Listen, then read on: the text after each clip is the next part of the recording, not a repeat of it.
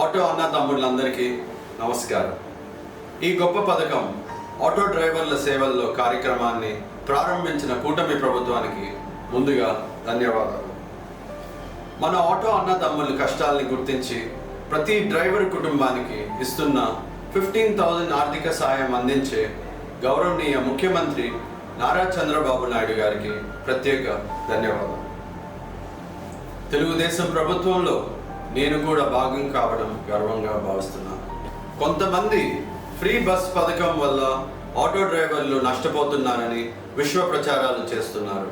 కానీ అన్న, మీకు అందరికీ తెలుసు, ఒక అన్నగా, ఒక తమ్ముడిగా, ఒక తండ్రిగా ఆటో ద్వారా మీరు ప్రజలకు అందుబాటులో ఉంటూ మీరు అందించే ప్రయాణానికి, మీ సేవకు నిజంగా ఏదీ సాటిరాదు. ఆటోలు లేని సమాజాన్ని మనం ఊహించుకోలేము. అందుకే ఆటోని కామన్ మ్యాన్ కార్ అని కూడా అంటాం.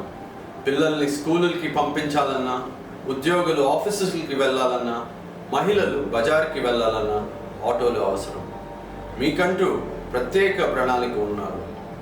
కొంత ట్రావెలింగ్ కారణంగా ఈరోజు ప్రారంభించిన గొప్ప కార్యక్రమానికి నేను, నాన్నగారు హాజరు కాలేకపోయాము. అందుకు క్షమించండి. మళ్ళీ ఒక మంచి కార్యక్రమం ద్వారా మీ అందరికీ ప్రత్యేకంగా కలుస్తాం. నేను మీ గంటా రవితేజ.